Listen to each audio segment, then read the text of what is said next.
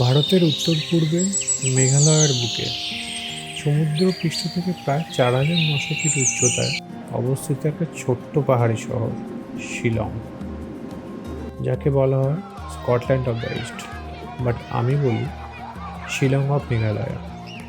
তার সবুজ পাহাড়, কুয়াশায় ঢাকা সকাল আর শান্ত সৌন্দর্যের জন্য এখানে বৃষ্টি গল্প বলে আর মেঘ এসে ছুঁয়ে যায় তোমার পথ।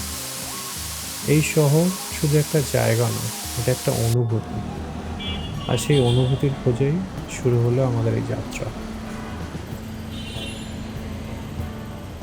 চেনা শহর, চেনা রাস্তা ধীরে ধীরে মিলিয়ে যাচ্ছে পিছনে। প্রতিটা যাত্রার একটা নিজস্ব গল্প থাকে, আর সেই গল্পের শুরু হয় একটা ছোট্ট চলচ্চিত্র।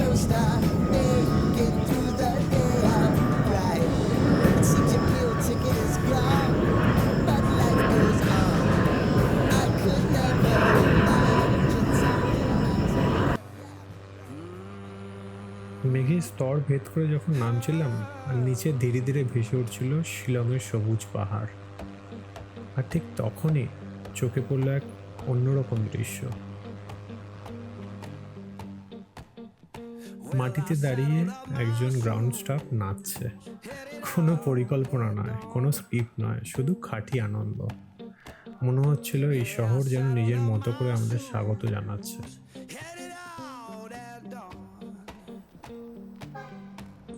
এয়ারপোর্ট থেকে বেরিয়ে শুরু হলো পাহাড়ি পথের যাত্রা। শান্ত রাস্তা আর চারপাশে প্রকৃতির ছোঁয়া। ধীরে ধীরে আমরা এগোচ্ছি একটা বিশাল নীল জলের দিকে, যার নাম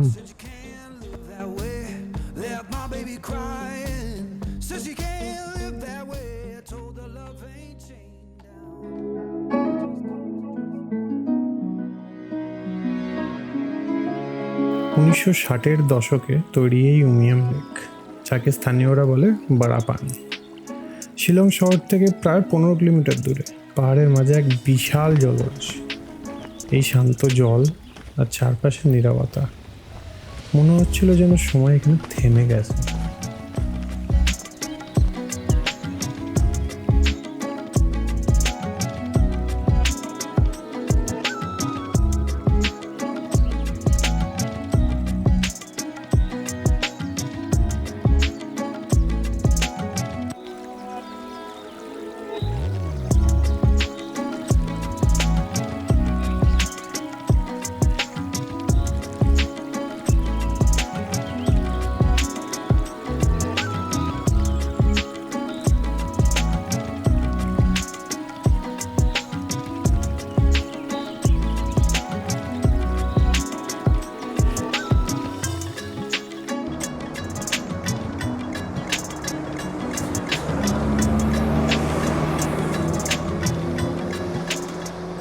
প্ল্যান ছিল লেক থেকে সোজা হোটেলের, কিন্তু ট্রাভেল প্ল্যান কবে ঠিকমতো হয়।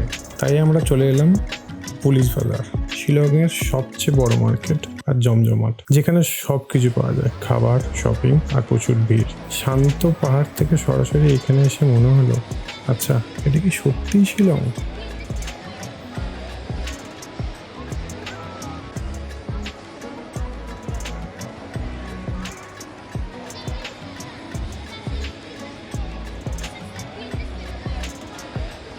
হোটেলে ঢুকেই একদম সিরিয়াস মুখে একজন দাদা, আমাদের দেখে খুব একটা রিয়াকশন নেই। আমরা আবার বেশি ভাবলাম না, সোজা ফোকাস গেল গরম গরম পরোটার দিকে। এই মুহূর্তে এটাই সবচেয়ে জরুরি। পরের দিন সকাল, আর জানলার বাইরে তাকিয়ে বুঝলাম সূর্য অনেক আগেই উঠে গেছে। আমরা একটু দেরিই করে ফেলেছি, তবুও ওই দৃশ্যটা মিস করার মতন ছিল না।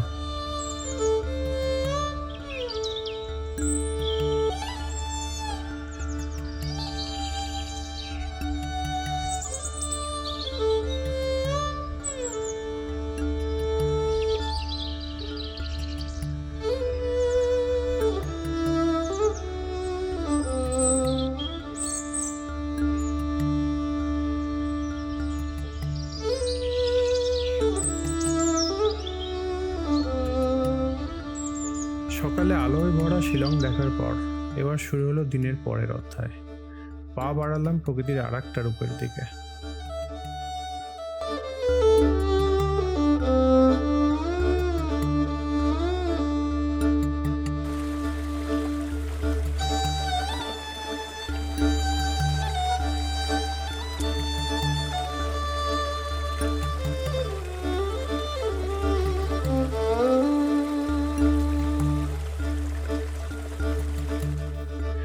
শিলংয়ের অন্যতম জনপ্রিয় এই এলিফ্যান্ট ফলস, 3 ধাপে নেমে আসা এই ঝর্ণা।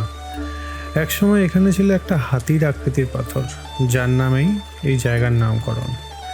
আজ সেই পাথর নেই, তবু ওই সৌন্দর্য একটুও কমেনি।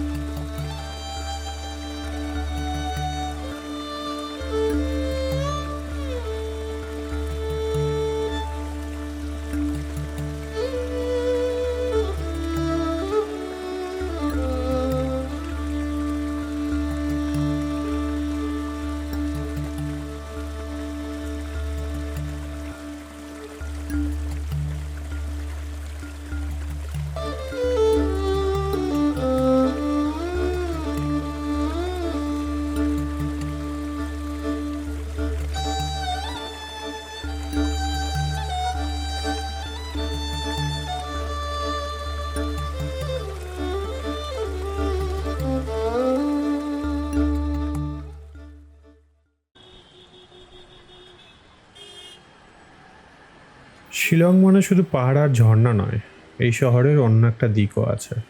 সেটা হলো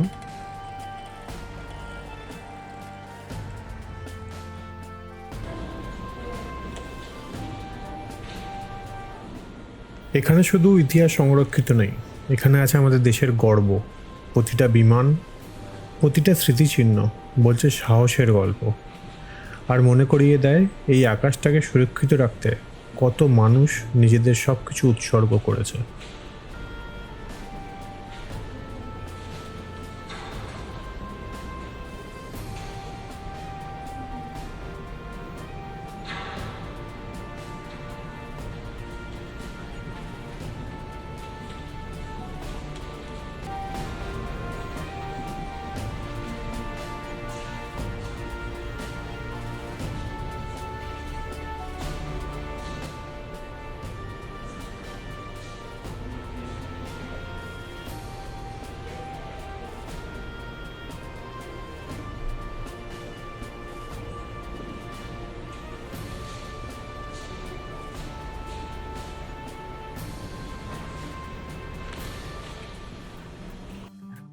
বুক ভরা গর্ব নিয়ে বেরোতেই হঠাৎ চোখে পড়ল পাশেই টি ফার্ম।